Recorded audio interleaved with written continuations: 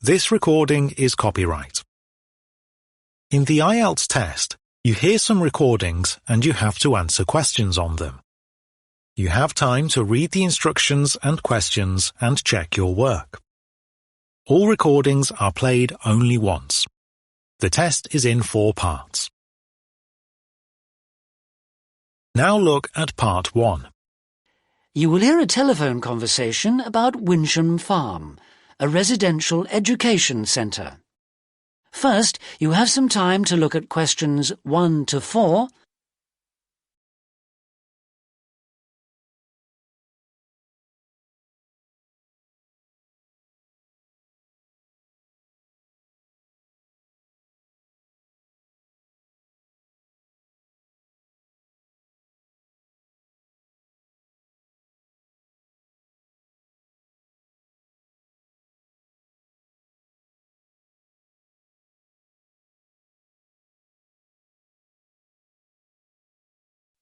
listen carefully and answer questions 1 to 4. Hello, Winsham Farm Centre. Oh, hello.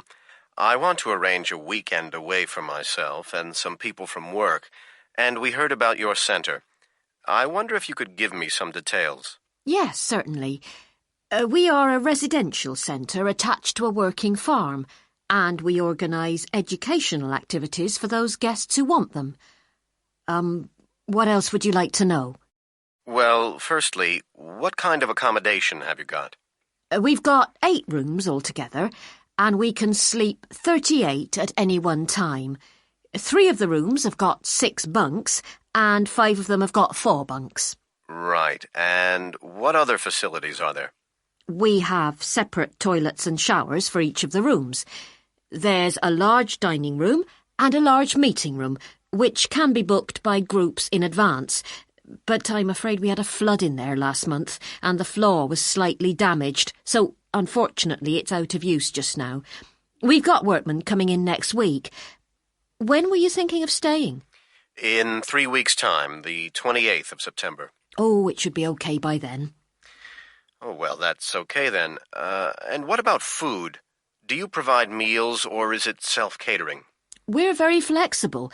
As long as you give us enough notice, we can cater for you. Or, if you prefer, you can just bring your own food and use the kitchen facilities. And some people prefer to eat out, which is also fine. Fine. And I heard that your farm is organic. Does that mean that you only have crops and no animals? It doesn't, actually. A lot of people seem to think that, but we do rear livestock as well. And so we have a wide range of food. Organic means it's all produced without the use of artificial fertilisers or pesticides. I see. That sounds good. Could you tell me what sort of recreational activities are available, either at the centre or in the area? Yes. Here at the centre, we offer farm tours. They're very popular. One of the farm managers shows people around and explains some of the principles of organic farming. And for any visitors who are really keen, he'll let them drive a tractor or feed the animals and so on. With supervision, of course. I think a lot of our group would be interested in that. It'd make a change from factory work. Well, if they fancy it, tell them to come prepared. Plenty of old clothing, especially footwear. It can be very messy and wet. Okay, I'll warn them. Before you hear the rest of the conversation, you have some time to look at questions 5 to 10,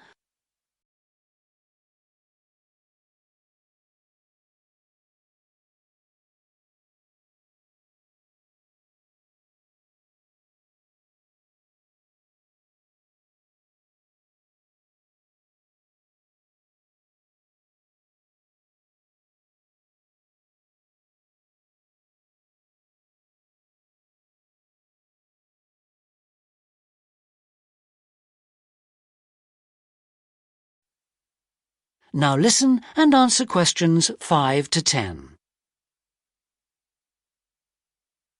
And another type of activity we do is survival courses, but that's only for groups of 5 or more, and they've got to be acquaintances. They have to cooperate closely. These courses are very popular, especially with school groups, but adults seem to enjoy them too. What do they involve? Things like map reading? Well, not exactly. What it is, we've got a large area of woodland on the farm, and we run this course there. It's mainly about collecting food and water, lighting a fire without any equipment, that kind of thing. This weekend could be hard work. What about the area around the center? What is there to do? If you look at a map, you'll see that we're very well situated here. Our centre's about midway between the Exmoor National Park, which is very popular for hill walking, and the South Coast, which has very good beaches. Are they both within walking distance? Well, they're both a bit far, unless you're very fit, but they're only about 30 minutes by road. And there's also a cycle path, which starts quite near here, about 10 minutes walk away. You can hire bikes at the starting point. What is there to do if the weather's bad? I hope it won't be, but you never know. Yes, that's right. Well, on most Saturday evenings we show films here, and then once a month a group of local musicians performs in our meeting room. And then Sherborne is only 14 miles away. It's only a small town, but it's got a very good museum and an old abbey, which is well worth a visit. Well, it sounds perfect for our purposes. One last thing. What about prices? I'm not sure yet, but there'll probably be about 15 of us. We charge a standard £14 a head for accommodation, whether there are 10 or 20 of you or whatever, and about £7 for cooked meals, depending on the menu you want. Use of the kitchen facilities is extra, as is the hire of the meeting room. It depends, really, what exactly you want and for how many people. Right. Well, I've made a note of all that, and I'll discuss it with the rest of the group. Then I'll get back to you with a firm booking. Can I do that by phone? Yes, you can, but once you've made a booking, we would need a deposit within 5 days to secure it. Then you just pay the balance when you're here. Oh, yes, of course. Could you give me the address, please? Yes.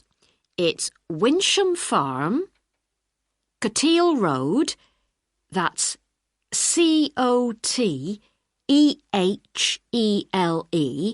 near Sherborne. And the postcode is SH12 1LQ. Thank you. That is the end of part 1. You now have some time to check your answers.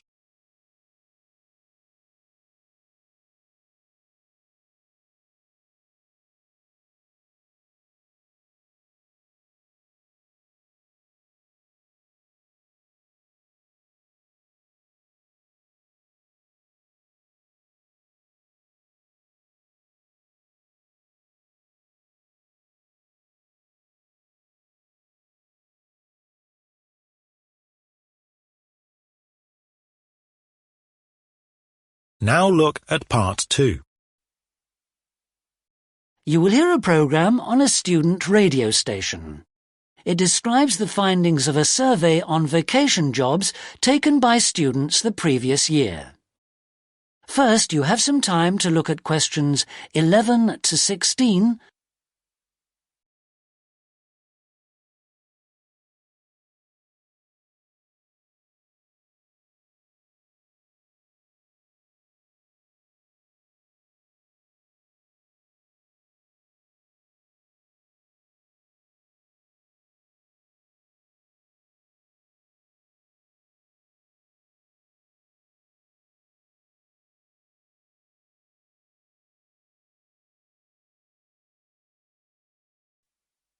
Now listen carefully and answer questions 11 to 16. Welcome to Student Life. It's spring, and many of you may be thinking about arranging work for the long vacation. So on today's programme, Roger Enwell reports on a survey we conducted into the pleasures and problems of vacation jobs. Roger. Thank you, Sarah. Well, the first thing to say is that by far the majority of students we surveyed did just 3 types of jobs. All of these obviously had their advantages and disadvantages. Starting with stock taking in supermarkets. The thing that students said they enjoyed most about this job was the travelling. They were often required to go to branches to do their stock takes, and this was regarded as an interesting plus. The main negative, however, was that they tended to find the job tiring, with long hours spent on their feet and climbing high shelves. Now, one thing we did ask the students in our survey was whether they had any recommendations for other people taking on their job, and they said, perhaps not surprisingly, get good shoes. That's the only way you can keep going. Another job which lots of students did was office work, and the positive feature of this actually rather surprised me, until I remembered what a hot summer it was last year. Lots of students named air conditioning as the best thing about office work. The downside, which many talked about, was wearing formal clothes. Obviously, this didn't go down too well with students. The advice most people gave was to select a large office. That way you have more variety of social contacts. Otherwise, the work can get very boring. The third job, which had attracted large numbers of students, was as a theme park attendant. And again, I got a surprise here, because the big plus people talked about was good pay. It must have improved since my day, I must say. Anyway, the downside I did recognise, having to deal with difficult customers, especially in the heat when tempers get frayed. Not easy. And people said that it was a good idea to live nearby, because there's a lot of shift work, and you don't have to worry about transport at difficult times of the day. Before you hear the rest of the programme, you have some time to look at questions 17 to 20.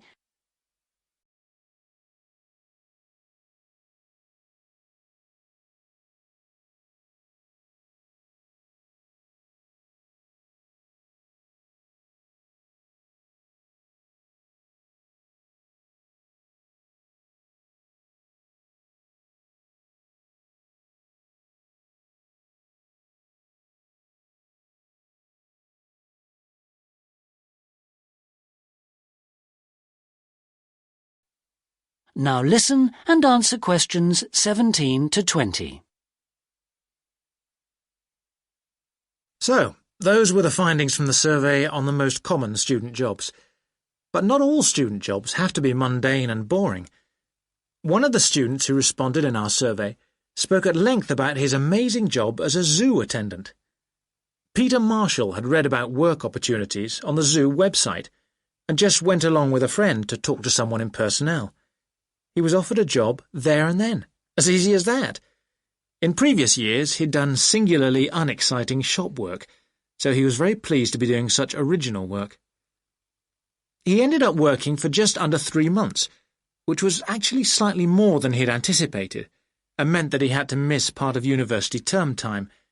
But he said it was well worth it, because he thinks he's found his future career path as a result of this experience. He loved working on the educational side, in particular helping young kids understand about the animals in their natural environment. He said it was the most intriguing thing he'd ever done. He tells us, though, that with final exams coming up, he won't be able to do any paid work this coming vacation, so why don't you apply? If you're interested in getting further information about the findings of the survey,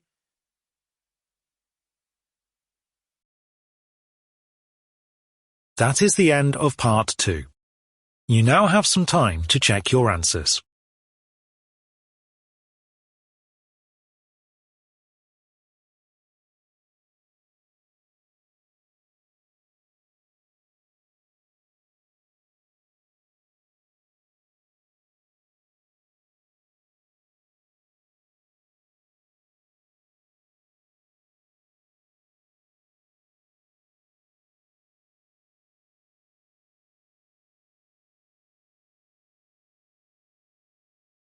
Now look at part 3. You will hear 3 geology students, Andy, Bob and Helen, talking about forming a study syndicate for their forthcoming examinations. First, you have some time to look at questions 21 to 25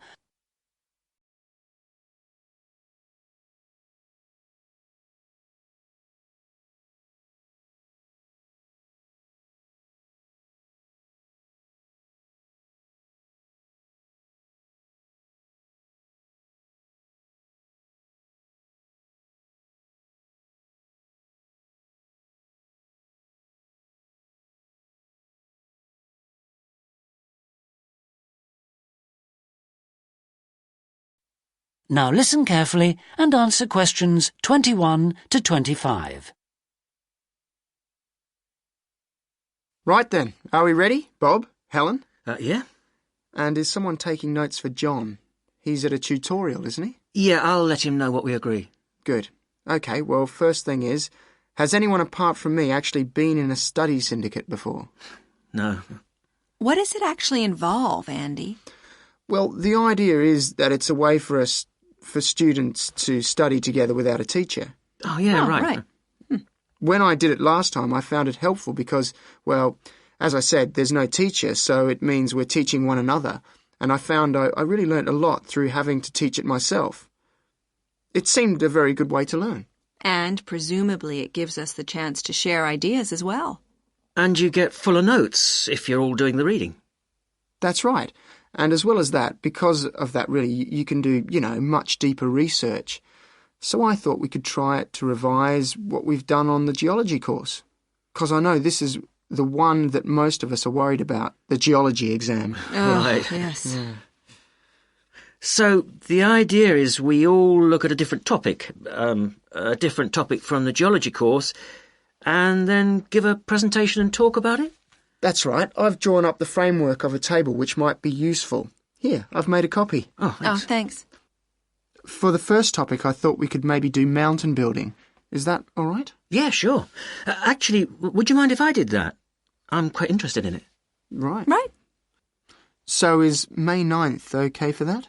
Yeah. I'll just write that down, and it's Bob for mountain building. And the following week, it can't be May 16th because of our tutorial. But what about the 17th? Okay.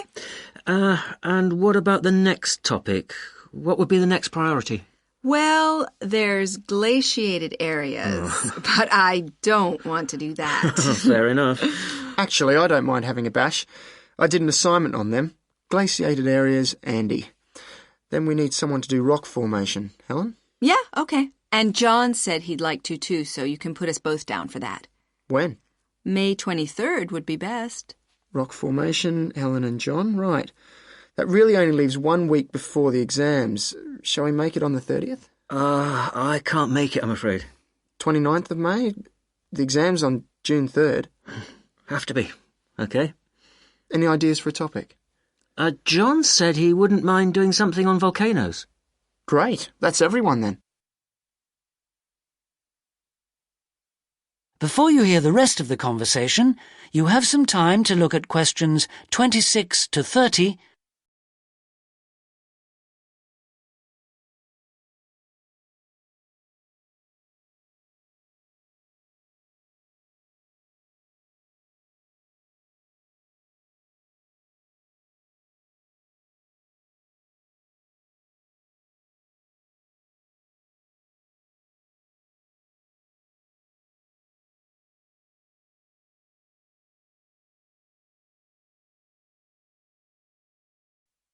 Now listen and answer questions 26 to 30. And how long should these presentations be? Well, it's obviously up to us.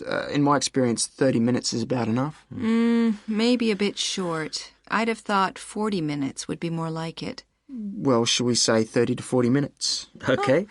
And presumably time for questions. And discussion. Yes, together they usually take about 20 minutes. Where shall we get the information from? Is it mainly lecture notes? Well, actually, I suggest we avoid those because we already have all that information. I think it's better to go more deeply.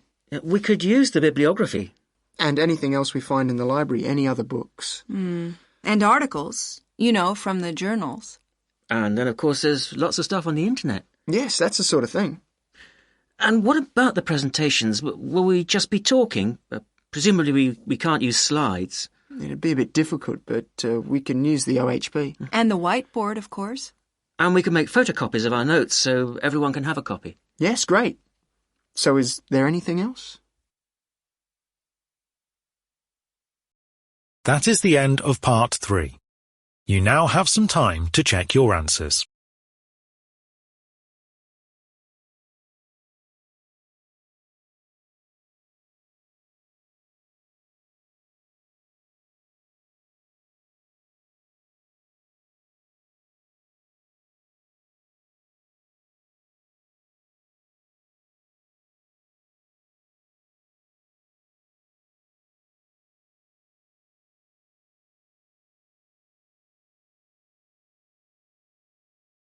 Now look at Part 4.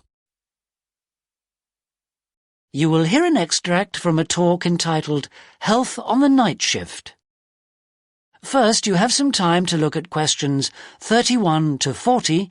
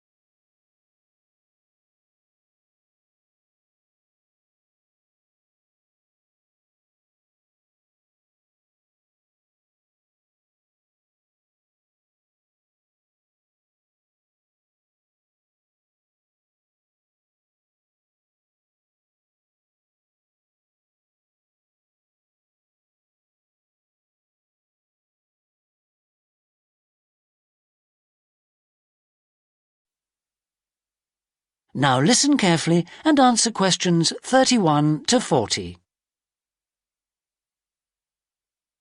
Good afternoon, everybody. In this session, I want to continue looking at health issues relating to the workplace. And I'd like to focus today on night shift workers and the health problems that are associated with their working hours. I'm sure you're all aware that there has been a huge increase in the number of workers doing regular night shifts in recent years, mainly because of the number of shops and services now open 24 hours, 7 days a week. And we need to look more closely at the consequences of changing work and sleep patterns like this. So that's what I'd like us to do today. Now, research that has been carried out in both the U.S. and Britain on night working suggests that it leads to a lot of health problems for the workers, and they point to three main reasons for this. The first one is what they call the internal clock, and this is a basic sort of program in our brains. This tells us that at certain times we should feel hungry, at other times we should be awake, at other times we should be asleep, and so on. And it seems to be generally accepted by all the experts in the field that this clock is linked to not just our behavioral habits, but to cycles of light and dark, and that means that we're programmed to be awake when it's light, i.e. during the day, and asleep when it's dark.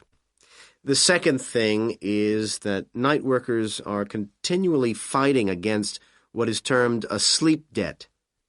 And by this, the researchers mean that it's just practically impossible for them to get a sufficient amount of sleep in daylight hours. In fact, studies suggest that on average, night workers only get between 5 and 6 hours of sleep, rather than the 8 they need. And the effects of not getting enough sleep can also lead to all sorts of problems, and we'll talk about those in a minute. The third cause of these problems is the unsocial hours that night workers have to keep. The fact that they are working when their families, their friends are sleeping, and vice versa, and that kind of dislocation from their social group can be very damaging.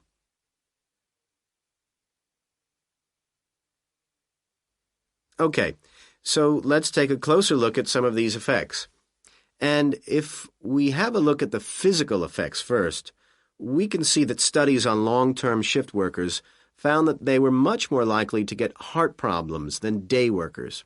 In addition, there seems to be a very high incidence of stomach problems, for example, ulcers among night shift workers, and although this may be partly due to the wrong sort of diet, snacking on fast food, it can't be just explained by eating habits.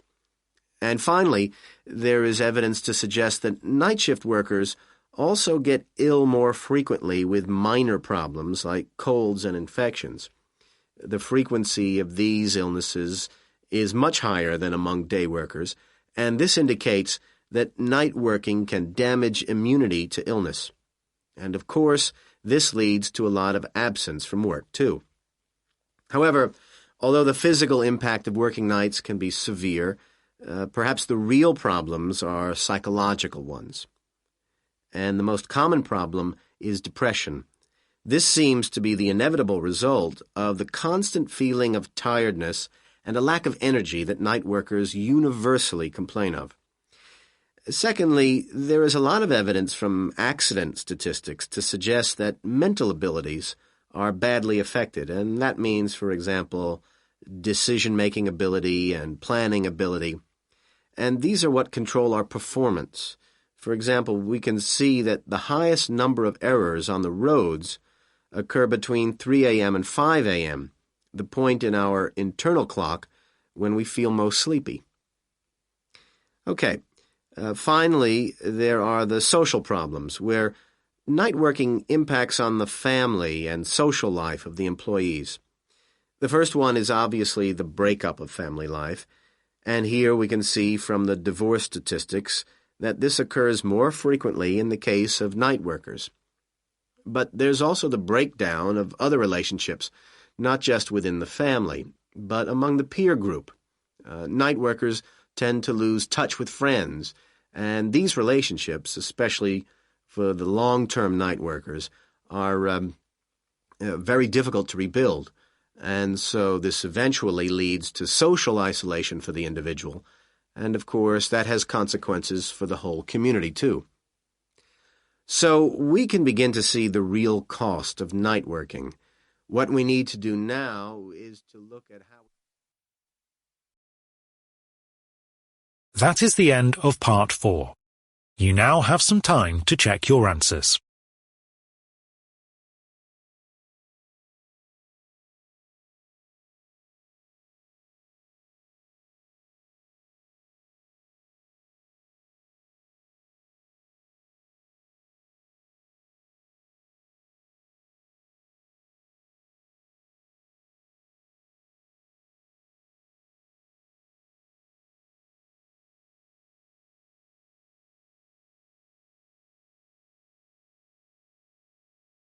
That's the end of the listening test. You will now have 2 minutes to check your answers.